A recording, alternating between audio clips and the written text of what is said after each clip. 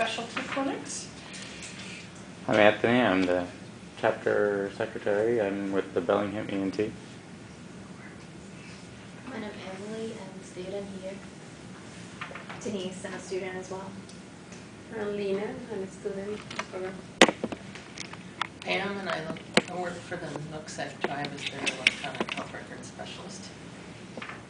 Corey, I work with the grant and assisting to rewrite the medical system. I'm Jessica. I'm a CMA through AAMA. And I also work at Peace Health. Yeah, also work at Peace Health as well as Harrison Adjunct faculty member.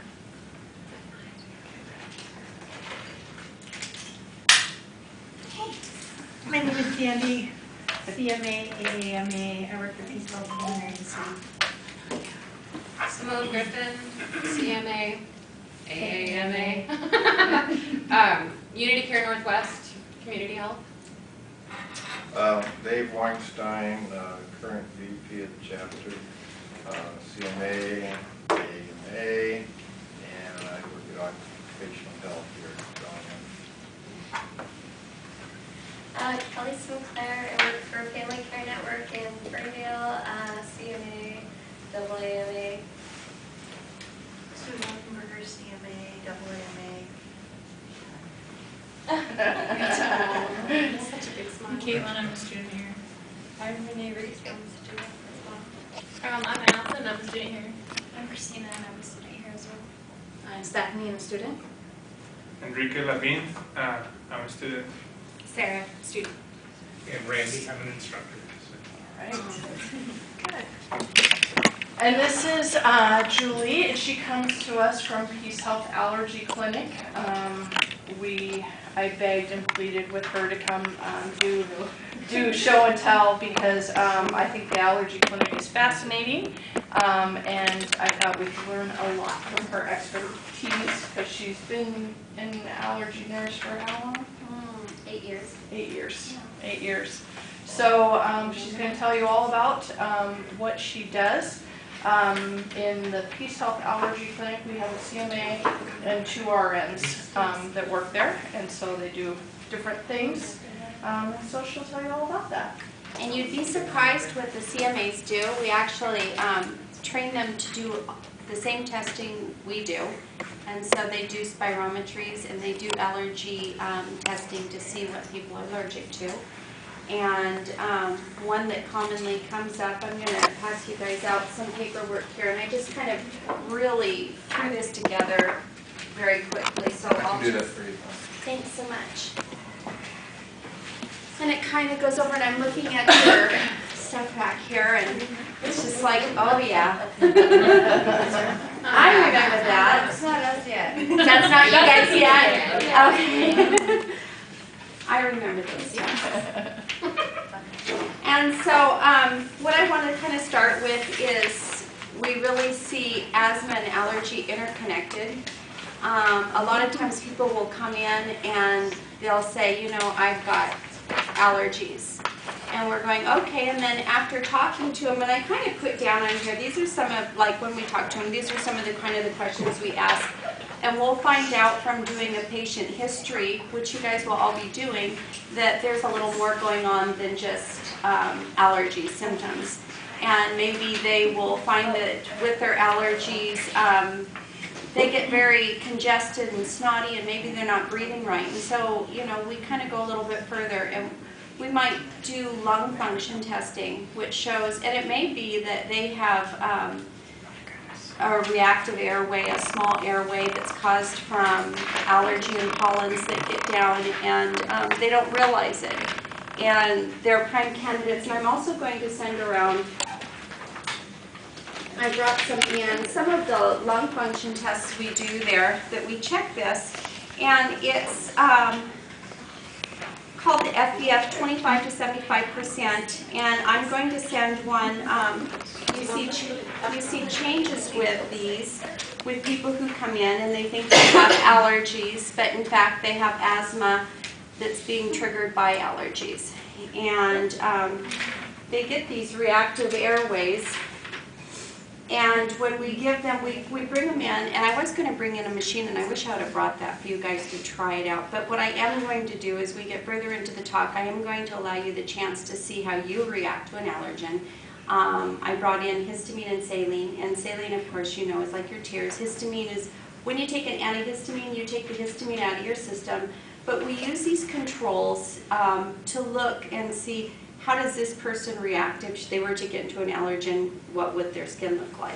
And so when we go in and we do testing on this, it may be foods, it may be environmentals. We typically start out with environmentals and then we move on down.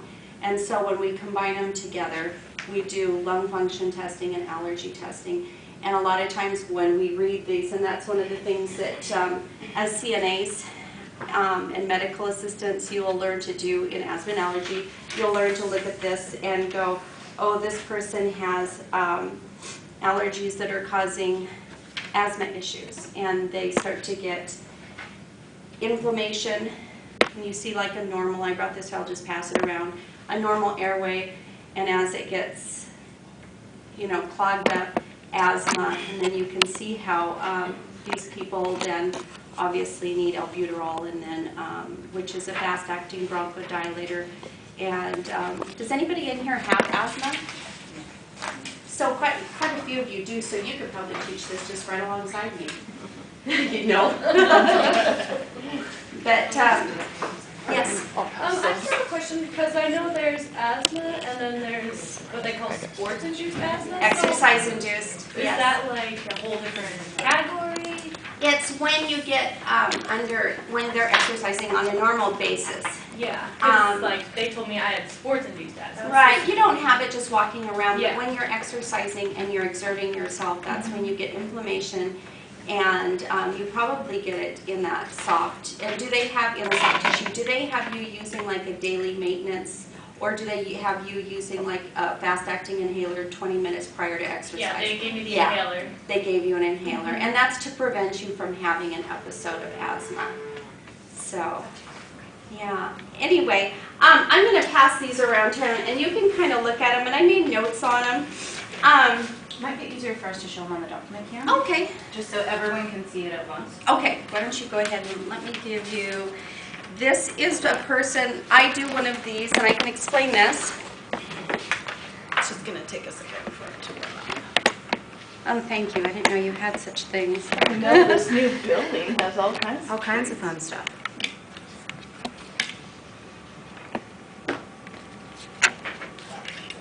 Maybe.